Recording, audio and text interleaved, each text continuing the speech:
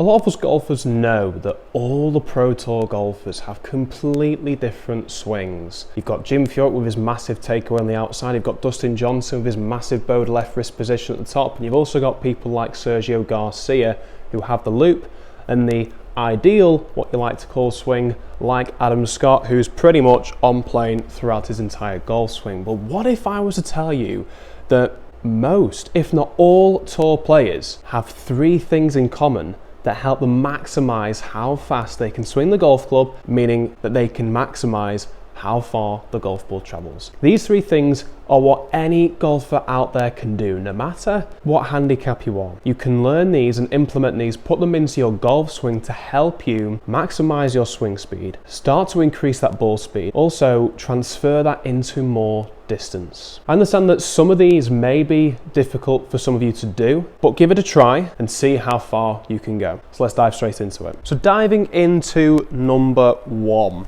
the first thing that all tour pro golfers have in common, they have a wide takeaway. Not absolutely miles away like this here, but there's hardly any wrist hinge to start the golf swing. It's all coming from using the shoulders to take the club away like so, and you can see here how far away my hands are now to my sternum, whereas a lot of amateur golfers, they have the tendency to hinge the wrist quite early in the golf swing, which limits the amount of pressure they can create in the top of their swing. So number one is making sure that you're having a nice wide takeaway. A nice little drill I like to do is I like to just feel like I'm dragging the club along the floor for as long as I can until that club gets taken away.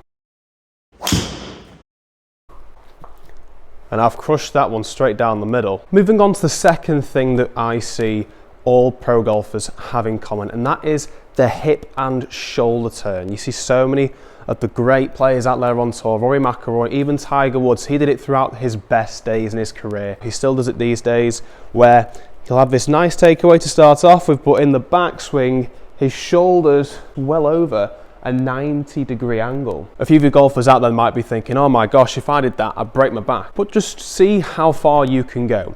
If you can get this left shoulder, your lead shoulder, to go over your chin like this here, you're doing a really good job. You can see here my hips rotate as well, so about a 70 sort of degree angle. So if I was to put a club here and I rotate back, well, if this club now is going to be pointing near enough to the ball, you're doing an incredible job with that. So hip and shoulder turn in the backswing, the lead shoulder going underneath your chin.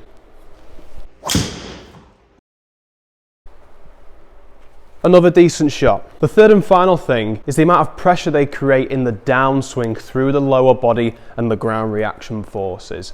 So what happens is with a lot of golfers, they get to the top of the backswing, I'm talking pro golfers, they get to here and they have this first move where they're starting the downswing from the lower body, from the lead foot, pressing into the ground, and the head slightly dips because of this as well. And what happens is as they get to start rotating the lower body, which leads then to the sternum facing more towards the target, the lower body's well out the way before we've even hit the golf ball, but I've pushed back up because of this. A good thought of this is taking the lead foot off the ground and then press down onto it. And what you could see there happen was as soon as I got to top, press down, my hips have already switched on. They're ready to fire out the way to hit this golf shot. And that's all about the transition phase. So we're maximizing the amount of pressure we've created in the backswing.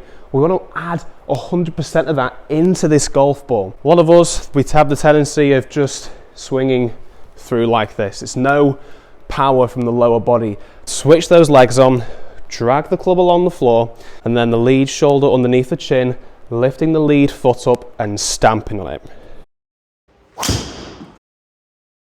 Once you start to do this on a regular basis, you'll get used to the feeling of that transition part and putting loads of pressure into the ground, and then you can start doing it without that feeling. You can just keep the left foot down and feel the pressure and swing through. So they're the three tips all pro golfers on tour do, which you can copy. I understand that it's very difficult to try and get that feeling of turning into the backswing and trying to generate more speed, but give it a try, see how far you can push yourself. So go ahead, give us a try, let me know how you get on by commenting down below, and why not come and book a lesson with me on this TrackMan facility down here at the Golf Projects. Yes, I'll be starting here as one of their golf coaches on the 1st of Feb.